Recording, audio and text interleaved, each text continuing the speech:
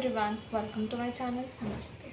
आज मैं आप लोगों को बताने वाली हूँ regarding my September 25 exam which I gave for group 2 of C intermediate. Speaking about first of all group 1, मैंने अपना ग्रुप 1 जो है फर्स्ट अटैम्प्ट में दिया था इन May 25 and I succeeded in the very first attempt and I also scored 59 marks in accounts and law.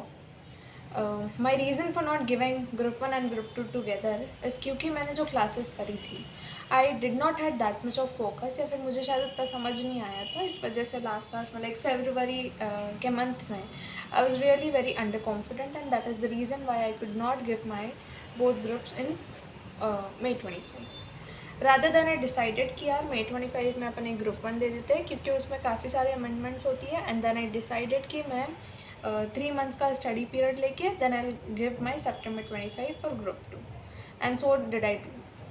Now talking about my group 2 exams जो मैंने अभी सितंबर में दी।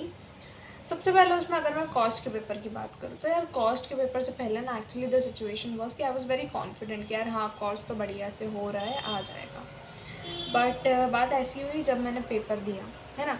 MCQ के पेपर में अगर मैं बात करूँ तो MCQ तो बहुत अच्छा गया क्योंकि उसमें डायरेक्टली कॉस्ट शीट वाला क्वेश्चन पूछ लिया था और बाकी जो वो 5 क्वेश्चंस आते हैं उसमें भी मेरा बन गया था। एक मैंने तुक्का लगाया था जो वो भी सही हो गया था, है ना। सो MCQ went really well. Now talking about अगर मैं 70 मार्क्स का जो डिस्क्रिप्टिव क्वेश्चन पेपर होता है तो उस केस में ना एक्चुअली हुआ ऐसा कि जब मैंने फर्स्ट 15 मिनट्स में जब पेपर देखा मुझे लगा यार paper is awesome, I will be like doing it very well. और ऐसा मेरे साथ ग्रुप 1 में भी जब मैं अकाउंट्स का पेपर दे रही थी तब हुआ था। बट देन आई रियलाइज कि जब मैं पेपर देख रही थी, जब I started solving the questions, I got to know कि अरे इसमें तो ये है, उसमें तो वो है, जो मुझे नहीं आता है। So a little bit of panicness started creating. Then I realise कि यार जितना बनता है उतना करते हैं, एक डेढ़ घंटा दे के इसको देखते हैं और फिर मैं MCQ पे शिफ्ट हो जाऊँगी। क्योंकि मेरे साथ में May 25 में ऐसा हुआ था, अकाउंट्स के MCQ काफ़ी ज़्यादा टफ आ गए थे। तो मैंने स्टार्टिंग में ही MCQs देख लिए थे जिस वजह से मेरा आधा घंटा उसमें चला गया था क्योंकि वो बहुत ज़्यादा टफ थे। एट दी लास्ट मैंने वो सारे ही तुक्के मारे थे, बट वही है कि मेरा टाइम वेस्ट हुआ था। सो आई डिसाइडेड इन ग्रुप 2 मैं ऐसा नहीं करूँगी। ग्रुप 2 में मैं डिस्क्रिप्टिव पे ज़्यादा 1-1.5 घंटा फोकस करूँगी और उसके बाद I will shift on to MCQs। तो जब मैंने कॉस्ट का पेपर देखा, जब मैंने स्टार्ट करा सॉल्व करना, तो मैंने क्वेश्चन नंबर 1 तो पहले ही पढ़ा नहीं था क्योंकि मुझे पता है वो लेंदी आता है, तो मैंने उसको पढ़ा नहीं था। मैं सीधा 2, 3, 4, 5, 6 में से मतलब जितने भी होते हैं अपन को, हाँ 6 में से 5 सॉल्व करने होते हैं, तो वो मैंने 4 सॉल्व करने होते हैं, तो मैंने उसमें से 4 सेलेक्ट कर लिए। एंड जो मेरा ये क्वेश्चन नंबर 5 था ना, उसमें वो एक ABC वाला पूछ लिया था, रैंकिंग वाला, जो मैं ऑब्वियसली नहीं करके गई थी और मोस्ट ऑफ द बच्चे नहीं करके गए, तो so that is what the reason उसमें मेरे मार्क्स गए। लेकिन जो बाकी के चैप्टर थे मैंने मतलब सॉल्व किया, मेरे से जितना हो पा रहा था, I did it and I actually was able to do it. फिर मैंने MCQ सॉल्व किया and I was in a comfort zone. तो ऐसा मेरा कॉस्ट का पेपर था। कॉस्ट की प्रिपरेशन भी मैंने बूस्टर बैचेस से करी थी, टू बी वेरी ऑनेस्ट। और फिर यही है, मैंने हाँ स्टैंडर्ड कॉस्टिंग बहुत अच्छे से करा था, तो स्टैंडर्ड कॉस्टिंग के भी क्वेश्चंस मैंने आराम से कर लिए थे। हाँ वो ABC वाला जो था वो मुझे नहीं आया था, तो वो मैंने किया भी नहीं था, मैंने अटेम्प्ट भी नहीं किया था। बाकी जिसमें मुझे कॉन्फिडेंस था, जैसे कि प्रोसेस कॉस्टिंग का तो एक ही MCQ दे दिया था उन लोगों ने, और वो जो था ओवरहेड्स वाला chapter, that also I did very well. So this was all thing right. उसके बाद अगर मैं बात करूँ तो मेरे ऑडिट के पेपर की, ऑडिट का पेपर है, एवरीबडी वॉज फियर्ड क्योंकि लॉ का पेपर वैसा आया था, है ना।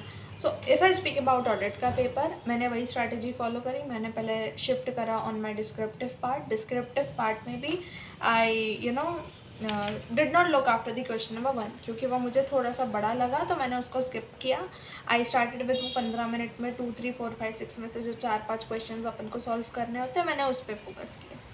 तो जो मुझे आ रहा था, अब बात ऐसी हुई मुझे हर क्वेश्चन में से A और B आ रहा था, C नहीं आ रहा था, कहीं पे A और C आ रहा था, B नहीं आ रहा था। सो आई स्टार्टेड प्रायोरिटाइजिंग कि यार इसमें थोड़ा सा भी मैं लिखूँगी तो मार्क्स मिल सकते, तो उस तरीके से मैंने करना शुरू करा। फिर जो पहला क्वेश्चन था, मतलब जो इसमें आई कैन से हाँ क्वेश्चन नंबर 4 था, वो मुझे आता था तो मैंने उससे स्टार्ट किया। मतलब जो चीज़ में मुझे कॉन्फिडेंस था ना, I started with that thing and फिर मेरा कॉन्फिडेंस गेन होना स्टार्ट हुआ। एक आधे घंटे में आई स्टार्टेड फीलिंग बोर्ड कि यार नहीं अब नहीं हो रहा है, तो I shifted to MCQs were like okay, average थे मेरे हिसाब से, दे वर एवरेज। सो MCQs मैंने बहुत अच्छे करे हैं, लाइक मेरे हिसाब से जितनी मेरी प्रिपरेशन थी उसके हिसाब से I did very very. So I started writing and फिर पेपर हो गया। ऑडिट के प्रिपरेशन की बात अगर मैं करूँ तो यार ऑडिट की जब प्रिपरेशन मैं 1.5 डेज में कर रही थी, I was not confident. I was like कि यार 4 5 6 7 मार्क्स आ जाएंगे, उससे ज़्यादा नहीं आ सकते। बिकॉज जो मैं प्रिपेयर कर रही थी, लाइक चैप्टर नंबर 7 हो गया, चैप्टर नंबर 8 हो गया, ये चैप्टर्स ना बड़े होते हैं, चैप्टर नंबर 4, ये चैप्टर्स बड़े होते हैं। तो इनको करने में it took me like 3 hours, somewhat I took 2 hours। तो ऐसे मुझे लगा यार I will not be able to clear, I will not be able to finish till like my exam is like exam 1.5 days में है and I will not be able to clear it, I will not be able to study the entire syllabus। और वैसे भी मैंने chapter number 9, chapter number 5, bank audit का जो main part था advances वाला वो मैंने करा था, और जो चैप्टर नंबर 3 है तो 3, 5 और 9 मैंने पूरा स्किप किया था। I did not do anything. जो मैंने बूस्टर क्वेश्चंस देखे थे, जो मैंने सक्षम जैन सर की इम्पॉर्टेंट क्वेश्चंस आते हैं उनके, तो मैंने वो एक्सपेक्टेड क्वेश्चंस करके गई थी, that's it. I did not do anything rather than that. इसके अलावा मैंने जब घर आके चेक किया तो MCQ वॉज सॉल्व। ये मैंने कब चेक किया, जब मेरे तीनों के तीनों एग्ज़ाम्स हो गए थे उसके बाद, ठीक है।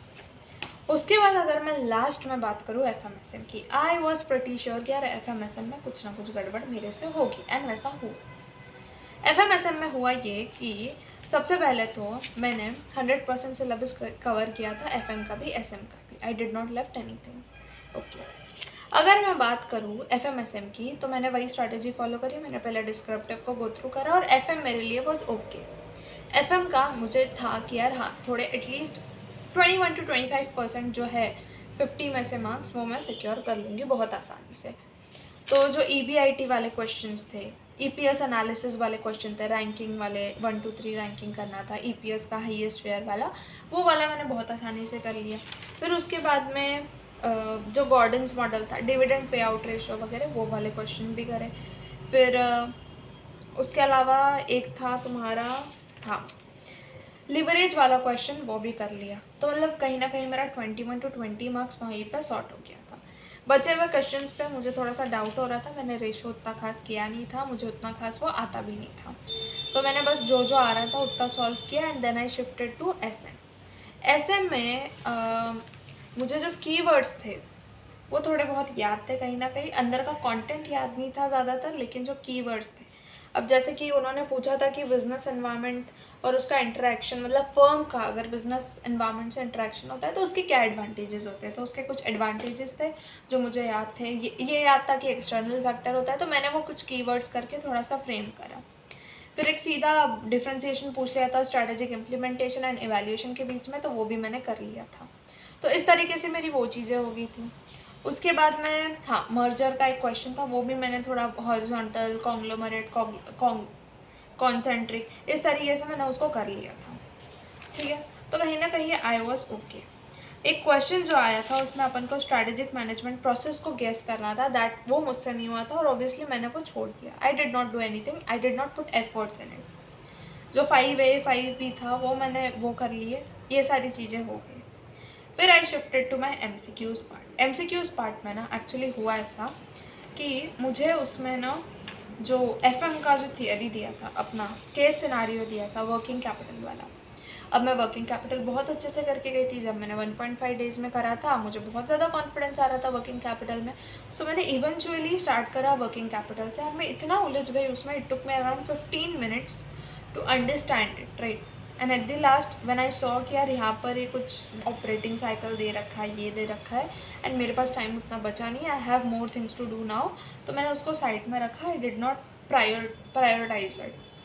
फिर मैं गई जो 1, 2, 3 वाले क्वेश्चंस आते हैं, मैंने उसको थोड़ा सा देखा and I did it, I managed it, ठीक है।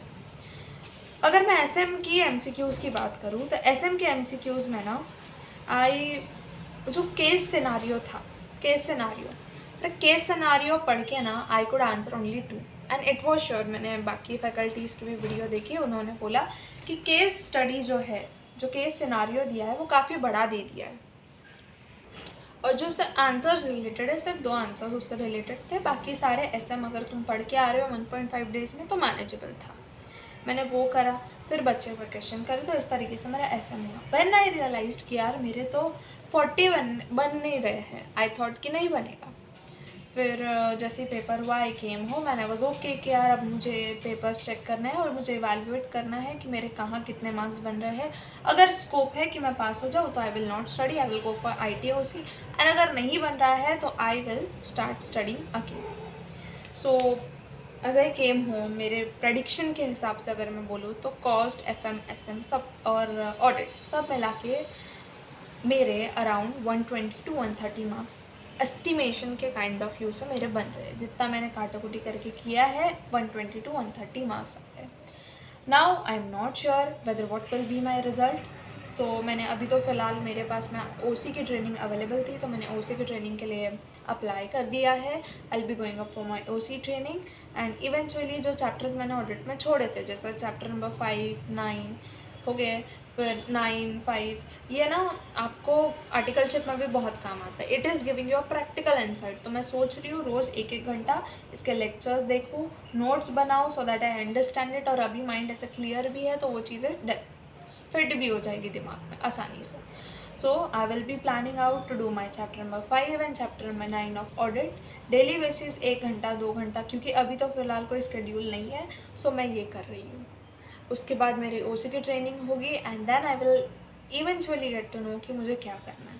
So I am not going to leave my study at all, I am not going to leave something apart. मैं अपना OC का ट्रेनिंग भी करूँगी और बचे हुए टाइम में मेरा चैप्टर नंबर 5, 9 ऐसे कुछ चीज़ें भी हैं जो मैं करती रहूँगी। उसके अलावा दैट्स इट। और यही बात है कि अगर इफ़ यू फील दैट तुम्हारा कहीं ना कहीं चांस है कि तुम पास कर जाओ, लाइक 20 to 30% की प्रोबेबिलिटी है कि तुम पास ना करो, बट 80 to 70% प्रोबेबिलिटी है कि तुम पास कर जाओ।